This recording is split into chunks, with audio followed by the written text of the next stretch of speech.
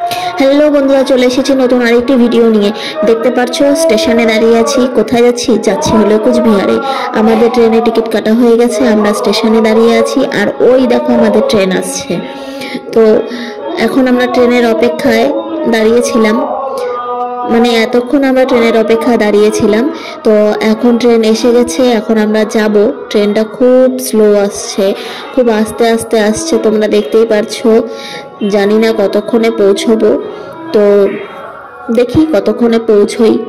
তারপর তোমাদেরকে দেখাচ্ছি যে কোচবিহার গেলাম কি করতে, কোথায় কোথায় গেলাম, সেই সমস্ত আপডেট আমি তোমাদেরকে দেব। এই দেখো কোচবিহার চলে এসেছি। এখন বাজে 2:30।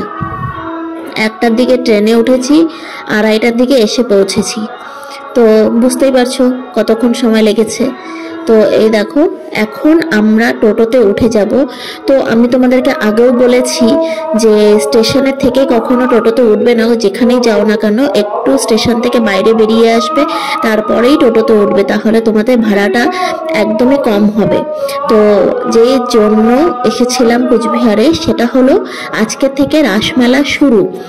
তো রাসমেলা শুরু, রাসমেলার আজকে প্রথম দিন। আর আমরা চলে এসেছি মদন মোহন মন্দিরে।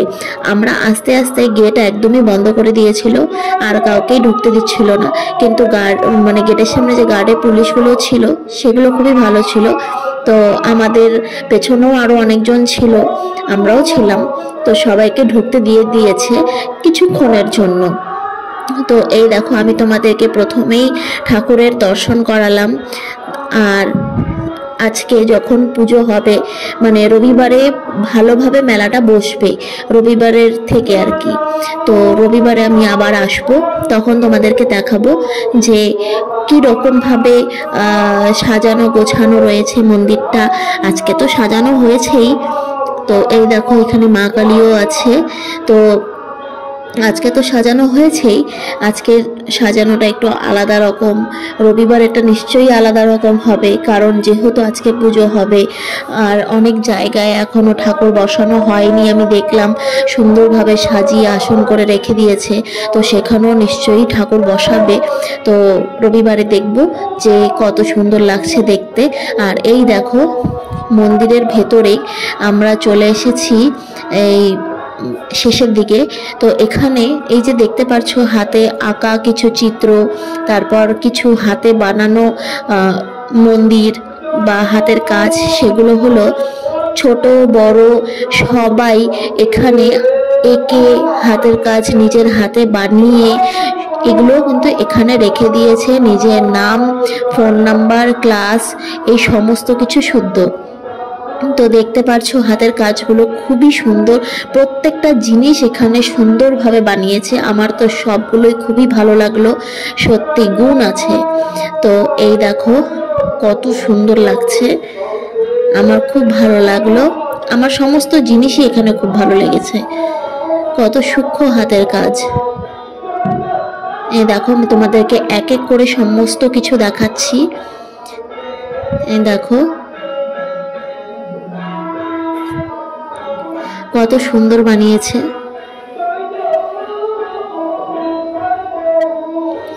এখানে আঁকা ছবিগুলো আমি তোমাদেরকে একটু পরে দেখাবো, আগে আমি হাতের কাজগুলো দেখাচ্ছি। এই দেখো আঁকা ছবিগুলো, এখানে প্রচুর ছবি আছে আঁকা।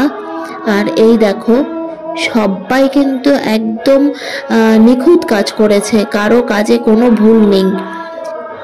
আমার সত্যি সমস্ত কাজ খুবই ভালো লাগলো।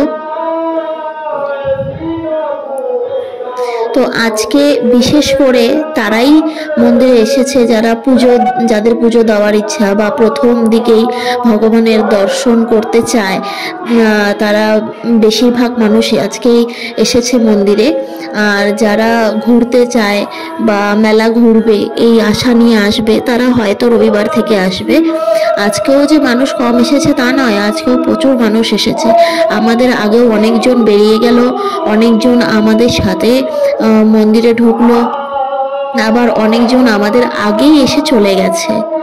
তো দেখতে পাচ্ছ এখানে খুব সুন্দর হাতের কাজগুলো, আমার প্রত্যেক কটাই খুব ভালো লাগলো।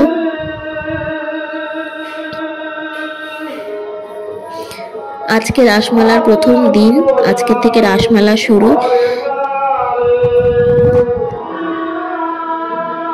আসলে আমার আসতে দেরি হওয়ার কারণটা হলো আমি বাড়িতে রান্না করে চান পুজো করে বসেছিলাম, তো কেন জানি না মন বলল যে ক্যালেন্ডারটা দেখি তো আজকে কিছু নিশ্চয়ই আছে। তো ফট করে দেখলাম আজকের থেকে রাসমেলা শুরু। তো হঠাৎ করে ভেবে নিলাম যে না, আমি যাব আজকে। ওই যে হঠাৎ করে ভাবলাম, ভাবতে ভাবতেই মানে যখন আমি দেখলাম ক্যালেন্ডারটা তখন বাজে 11টা। তো রেডি হয়ে বেরোতে বেরোতেই আমার 12:30 হয়ে গেছে। বাস স্টপে গেছি, কোনো বাস নেই, বাস চলে গেছে, পরের দিনকার বাস আছে। তো তারপর স্টেশনে গেলাম। বেসিক্যালি আমি ট্রেনেই আসি, কুচবিহারে আসলে পরে। তো আমি ট্রেন স্টেশনে গেলাম, ওই সময় কোনো ট্রেন থাকে না। তো ভাবলাম যে না, পাবোই না, হয়তো চলে গেছে ট্রেন। তো স্টেশনে যাওয়ার পর দেখলাম যে না, ট্রেন আছে। আমাকে বললো 1টার দিকে একটা ট্রেন আছে। তো বলে না, ভগবান যাকে ডাকে তার আসার রাস্তা ঠিক কোনো না কোনো দিক দিয়ে বেরিয়ে যায়। তো এটাই হয়তো আমার সাথে হয়েছে। তো ট্রেন যেহেতু পেয়ে গেলাম, চলে আসলাম। এই দেখো,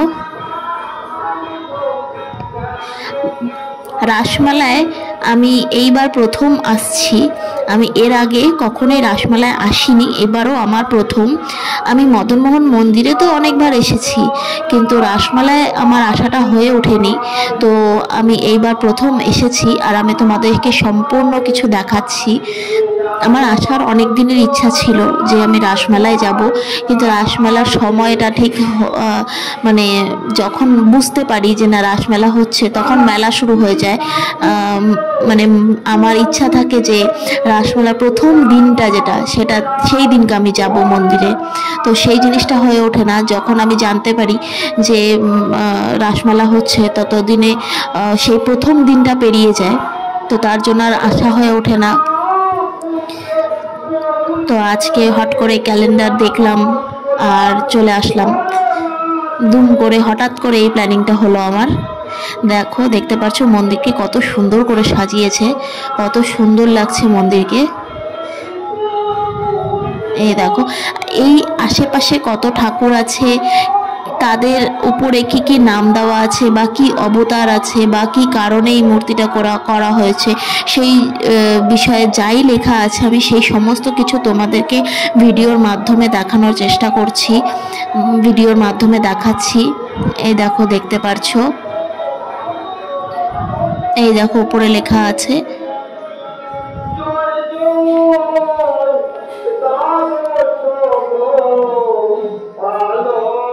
এই আশেপাশে যত ঠাকুর আছে, যাই আছে, আমি তোমাদের সাথে সম্পূর্ণ ভিডিও শেয়ার করছি, সম্পূর্ণ কিছু আমি তোমাদেরকে দেখাচ্ছি।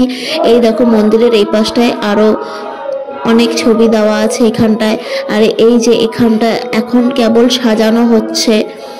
যখন রবিবারে তোমরা আসবে বা অন্য যেই দিনই আসো না কেন মেলা ঘুরতে, সেদিনকেই তোমরা একদম সম্পূর্ণ কিছু রেডি পাবে, রেডি দেখতে পারবে সমস্ত কিছু।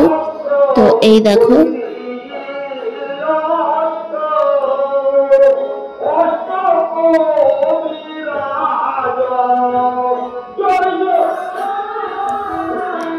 এই সম্পূর্ণ জিনিসটা মানে এই যে ঠাকুরগুলো, এগুলো কিন্তু আগের থেকেই মানে সব সময়ই এখানে থাকে, আর এরকম ভাবেই সাজানো গোছানো রেডি করা থাকে।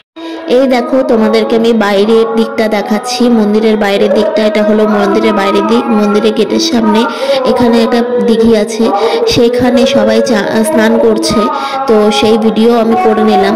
তো তোমাদেরকে এখন আমি মন্দিরের বাইরের দিকটা দেখাবো। এই দেখো, দিঘিটি দেখতেই পারছো, সবাই স্নান করছে।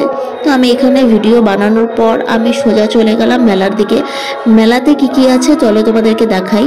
দেখো, মেলাতে এখানে তোমরা তো প্রত্যেক মেলাতেই ঠাকুরের জিনিস পাবে, তারপর কানের বা খাবার দাবারের দোকান পাবে, সেটা প্রত্যেক মেলাতেই থাকে। কিন্তু এই মেলাতে তুমি জামা কাপড়েরও প্রচুর দোকান পেয়ে যাবে, বইয়ের প্রচুর দোকান পেয়ে যাবে।